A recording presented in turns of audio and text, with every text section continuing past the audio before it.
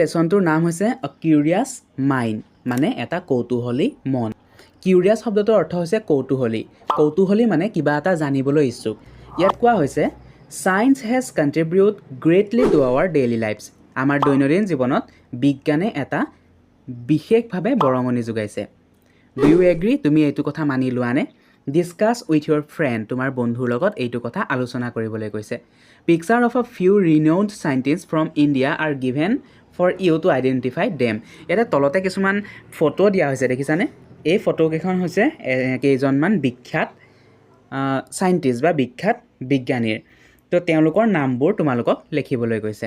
U can find the names in the balloons. ইয়াত তলতে এটা বেলুনছত নামখিনি দিয়া হৈছে। তো মই তোমালোকক নামটো দিয়ে দিছোঁ। ইয়াতে চোৱা, এইজন হৈছে সুসূত্ৰ, এইজন হৈছে আৰ্যভট্ট, এইজন হৈছে শ্ৰীনিবাস ৰামানুজন, এইজন হৈছে চি ভি ৰমন, এইগৰাকী হৈছে কমলা চৌহানিয়া, আৰু এওঁক সকলোৱে চিনি পাওঁৱেই আমি, নহয় জানো? APJ আব্দুল কালাম। এতিয়া নাটকীয় ৰূপত তোমালোকক এটা কাহিনী এই লেচনটোত বৰ্ণনা কৰা হৈছে, অতি সুন্দৰ এটা কাহিনী। সেই কাহিনীটো আমি বুজিবলৈ ট্ৰাই কৰোঁ আহা। ইয়াতে দিয়া হৈছে চিন 1, দৃশ্য 1।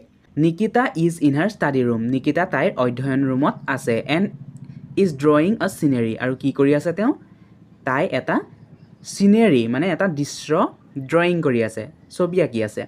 অৰ্গ হাৰ য়ংগাৰ ব্ৰাদাৰ। এতিয়া অৰ্গ কোন? অৰ্গ হৈছে নিকিতাৰ ব্ৰাদাৰ, মানে নিকিতাৰ সৰু ভায়েক।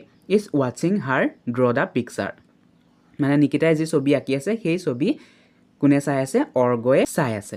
এতিয়া অৰ্গয়ে কৈছে হোৱাট আ বিউটিফুল পিকচাৰ, ইমান এখন ধুনীয়া ছবি। But why you paint the sky red, কিন্তু তুমি আকাশখনৰ ৰং কিয় ৰঙা দিছা? তোমালোকে নিশ্চয়কৈ জানাই যে আকাশৰ ৰং কেনেকুৱা থাকে? নীলা থাকে। কিন্তু ইয়াত ছবিখনত চোৱাচোন, আকাশৰ ৰং কেনেকুৱা দিছে? নিকিতাই ৰঙা দিছে। সেইবাবে অৰ্গয়ে সুধিছে যে তুমি আকাশৰ ৰংটো কিয় ৰঙা দিছা? নিকিতাই কৈছে ইট ইজ আ ছানছেট চিন, এইটো হৈছে এটা সূৰ্যাস্তৰ সময়। সূৰ্যটো যেতিয়া মাৰ যায় আবেলি সময়ত, তেতিয়া তোমালোকে চাবাচোন আকাশখন মন কৰিবা কেনেকুৱা হৈ থাকে? ৰঙা হৈ থাকে।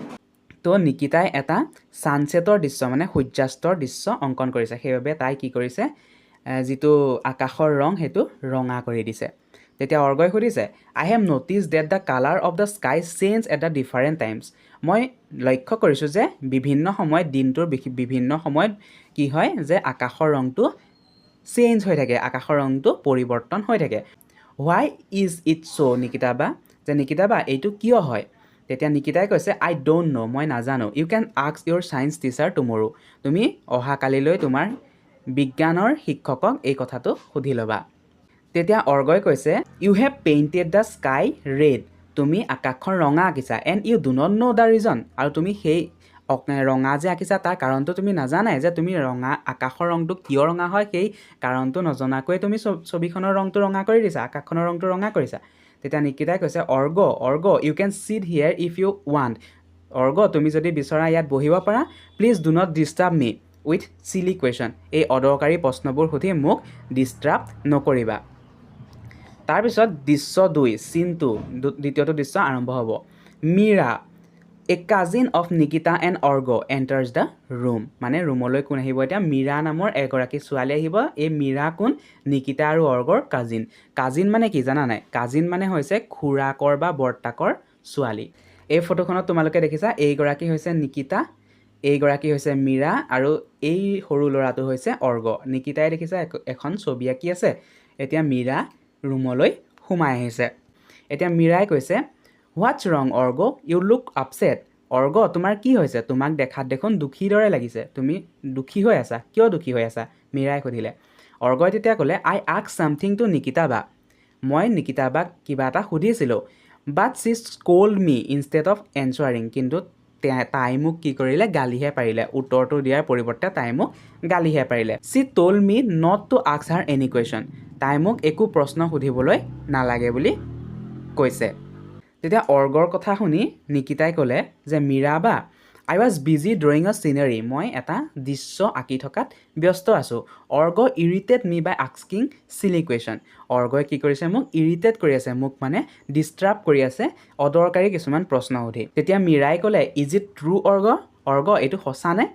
তেতিয়া অৰ্গই ক'লে I simply ask why the colour of the sky keep changing at different times, যে মই এটা সৰু প্ৰশ্নহে সুধিছিলোঁ যে আকাশৰ ৰংটো কিয় বেলেগ বেলেগ সময়ত বেলেগ বেলেগ হৈ থাকে। হোৱাটছ ৰং এবাউট আস্কিং কুৱেশ্যন, এই প্ৰশ্নটো সোধাতনো মোৰ কি ভুল হ'ল? তেতিয়া মীৰাই কৈছে নাথিং, একো ভুল হোৱা নাই। আই এম ৰিয়েলি হেপী, মই বহুত সুখী হৈছোঁ। That you have a curious mind, যে তোমাৰ এটা কিউৰিয়াছ মাইণ্ড আছে। কিউৰিয়াছ মাইণ্ড মানে কি? কৌতূহলী মন, যে তোমাৰ এটা কৌতূহলী মন আছে, এইটো জানি মই বহুত সুখী হৈছোঁ। Curiosity is the root of many great discoveries and innovation. Curiosity মানে এই যিটো কৌতূহল, সেই কৌতূহলেই হৈছে বিশাল বা বিখ্যাত ডিস্কভাৰী এণ্ড ইন'ভেশ্যন মানে আৱিষ্কাৰ আৰু উদ্ভাৱনৰ ৰুট মানে শিপা। মানে কি কৈছে যে এই যিটো কিউৰিয়চিটি, এই কৌতূহলটোৱে বিভিন্ন ধৰণৰ বিখ্যাত যি আৱিষ্কাৰ হৈছে আৰু উদ্ভাৱন হৈছে সেইবোৰৰ শিপা বুলি কৈছে মীৰাই। তেতিয়া অৰ্গই ক'লে ৰিয়েলি, কেন ইউ এক্সপ্লেইন, সঁচাকৈ নেকি? তুমি এইটো এক্সপ্লেইন কৰিবানে? তুমি এইটো ক'বানে কেনেকৈ হয়? তেতিয়া মীৰাই কৈছে চিয়'ৰ, নিশ্চয়। Let me tell about one of India's greatest scientist Chandrasekhara Venkata Raman, অৰ্থাৎ চি ভি ৰমনৰ কথা ক'ব এতিয়া। চিয়'ৰ, নিশ্চয়। Let me tell you about one of India's greatest scientist, মই এজন বিখ্যাত চাইণ্টিষ্টৰ বিষয়ে ক'ম, বিখ্যাত বিজ্ঞানীৰ বিষয়ে তোমাক ক'ম। বিজ্ঞানীজনৰ নাম কি? চন্দ্ৰশেখৰ ভেংকটা ৰামান। নিকিতাই তেতিয়া কৈছে অ' য়েছ, হয়। I have heard his name, মই তেখেতৰ নাম শুনিছোঁ। Is not he remembered on February 28 every year, 28 ফেব্ৰুৱাৰীত প্ৰত্যেক বছৰে তেওঁক স্মৰণ কৰা নহয় জানো?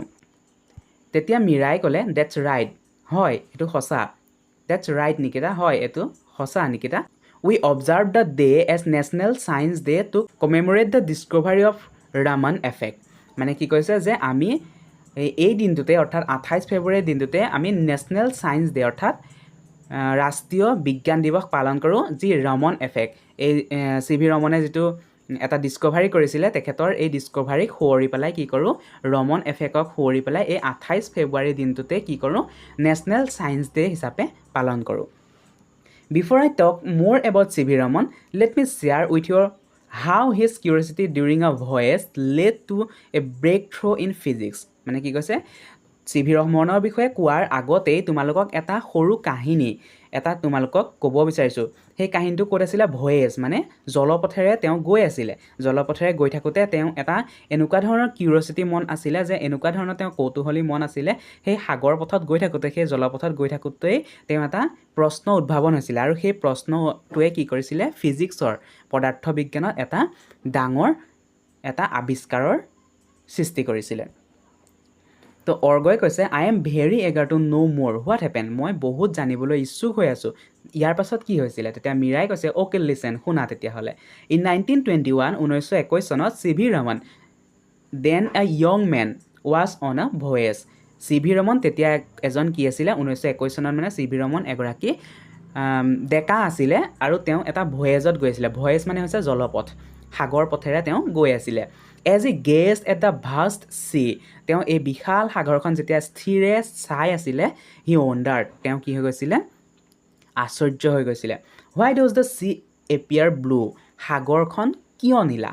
এইটো এটা তেওঁৰ মনত প্ৰশ্ন হৈছিলে যে সাগৰখন কিয় নীলা। This question led to his ground breaking discovery of the scattering of light. মানে এই যিটো কৌতূহলী কুৱেশ্যন আছিলে, কৌতূহলী প্ৰশ্ন আছিলে, সেই প্ৰশ্নটোৰ পৰাই তেখেতৰ যি বিখ্যাত পোহৰৰ বিকিৰণ নামৰ যি তেওঁ সূত্ৰ আৱিষ্কাৰ কৰিছিলে বিজ্ঞানৰ, সেই আৱিষ্কাৰৰ বাবে, সেই আৱিষ্কাৰ এই প্ৰশ্নটোৰ বাবেই সম্ভৱ হৈছিলে, যে সাগৰৰ পানী কিয় নীলা। এই প্ৰশ্নটোৰ পৰাই তেওঁ এটা বিখ্যাত সূত্ৰ, বিজ্ঞানৰ এটা বিখ্যাত সূত্ৰ আৱিষ্কাৰ কৰিব পাৰিছিলে। The phenomenon was named after him and came to become known as the Raman effect. মানে সেই ফেন'মেননটোৰ পৰাই, সেই ঘটনাটোৰ পৰাই যিটো সূত্ৰ আৱিষ্কাৰ হ'ল, সেই সূত্ৰটোক তেওঁৰ নামেৰে নামাকৰণ কৰা হয়, আৰু সেই তেওঁ সেই সূত্ৰটোক নাম দিয়া হয় ৰমন এফেক্ট। ইয়াত দেখিছা চি ভি ৰমনে সাগৰখন চাই আছে, আৰু ইয়াৰ পৰাই তেওঁ প্ৰশ্ন হৈছে যে সাগৰৰ পানীবোৰ কিয় নীলা। এনেকৈ তেওঁ মনত প্ৰশ্ন সুধি সুধি এই যি সূত্ৰ, সেই সূত্ৰটো আৱিষ্কাৰ কৰিবলৈ সক্ষম হৈছিল। তেতিয়া অৰ্গই কৈছে ডেটছ এমেজিং, এইটো দেখোন বহুত ভাল, বা এইটো বহুত আশ্চৰ্যকৰ। A simple question in his mind led to a such great discovery, এটা সৰু প্ৰশ্নই তেওঁক এটা ইমান ডাঙৰ, ইমান বিশাল এটা আৱিষ্কাৰ কৰিবলৈ সক্ষম কৰি তুলিছিল। তেতিয়া মীৰাই কৈছে একজেক্টলি, হয়। Nikita I am sorry org, I see now why asking question is important. মোক ক্ষমা কৰি দিবা অৰ্গ, মই এতিয়া বুজি পাইছোঁ যে প্ৰশ্ন সোধাটো কিমান প্ৰয়োজন। তেতিয়া অৰ্গই কৈছে ডেটছ অল ৰাইট, হ'ব একো নাই। মীৰাই কৈছে তেতিয়া উই শুড বি ইনকুইচিটিভ। ইনকুইচিটিভ মানে হৈছে অনুসন্ধানী। আমি অনুসন্ধানী হোৱা প্ৰয়োজন। অনুসন্ধানী মানে কি? আমি কিবা এটা কথা জানিবলৈ ইচ্ছুক হোৱা প্ৰয়োজন। লেট মি কোট ৰমনে এষাৰ কথা কৈছিলে, সেই কথাটো আমি শুনি লওঁ আহা। ৰমনে কি কৈছিলে? Ask the right question and nature will open doors to her secret. মানে কি কৈছে? আস্ক দ্য ৰাইট কুৱেশ্যন, শুদ্ধ প্ৰশ্নটো সোধা, এণ্ড নেচাৰ উইল অ'পেন ড'ৰ্ছ, আৰু প্ৰকৃতিয়ে তোমাক কি কৰিব? তাইৰ যি চিক্ৰেট, সেই চিক্ৰেট জনাত কি কৰি দিব? দৰ্জা বা দুৱাৰ মুকলি কৰি দিব। তেতিয়া নিকিতা আৰু অৰ্গয়ে একেলগে ক'লে ডেটছ ৰাইট মীৰাবা, এইটো শুদ্ধ মীৰাবা। মীৰাই ক'লে হাউএভাৰ অৰ্গ প্লিজ ৰিমেম্বাৰ, যদিও অৰ্গ এইটো মনত ৰাখিবা, it is also' important to consider if someone is busy before asking that person a question. কিন্তু প্ৰশ্ন সোধাৰ আগতে এইটো আমি জানিব লাগিব যে মানুহগৰাকী বা মানুহজন বিজি আছে নেকি, ব্যস্ত হৈ আছে নেকি। এণ্ড নিকিতা, আৰু নিকিতা মেক চিয়'ৰ ডেট, আৰু তুমিও মনত ৰাখিবা যে you do not dismiss question straight way. তুমি যিকোনোবাই প্ৰশ্ন সুধিলে সেই প্ৰশ্নটো তৎক্ষণাত কি কৰিব নালাগে? ডিছমিছ কৰি দিব নালাগে। সেই প্ৰশ্নটো নোৱাৰোঁ বুলি কৈ দিব নালাগে। You can politely ask the person to wait. তুমি সেই মানুহজনক বা সেই ব্যক্তিজনক নম্ৰভাৱে ৰ'বলৈ ক'ব পাৰা। নিকিতা এণ্ড অৰ্গ, নিকিতা আৰু অৰ্গই যেতিয়া ক'লে well cheerily keep this in mind next time, পিছৰ বাৰৰ পৰা এনেকুৱাই কৰিম।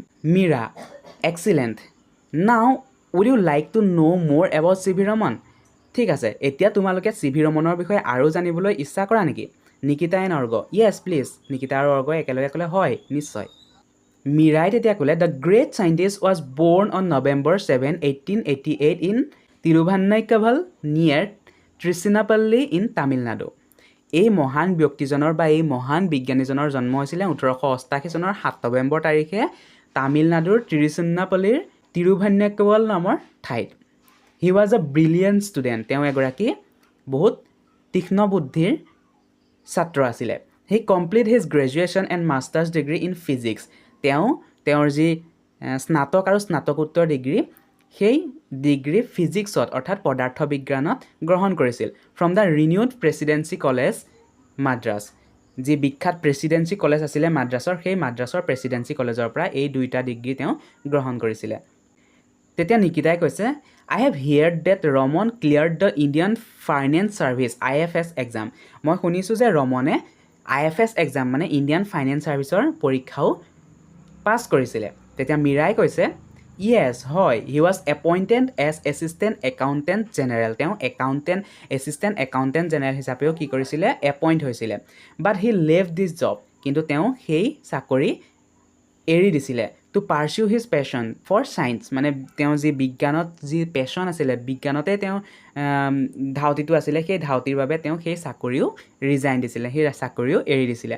In 1970 he started working as a professor of physics in Raja Bazar science college under the university of Kolkata.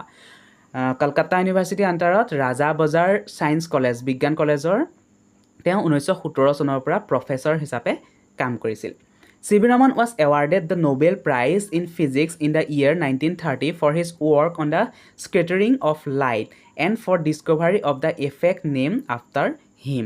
যি তেওঁৰ আৱিষ্কাৰ আছিলে পোহৰৰ বিকিৰণ, সেই পোহৰৰ বিকিৰণৰ যি আৱিষ্কাৰৰ বাবে তেওঁ 1930 চনত নোবেল বঁটা পাবলৈও সক্ষম হৈছিল। আৰু সেই নোবেল বঁটা কিহত পাইছিলে? ফিজিক্সত পাইছিলে, পদাৰ্থ বিজ্ঞানত পাইছিলে।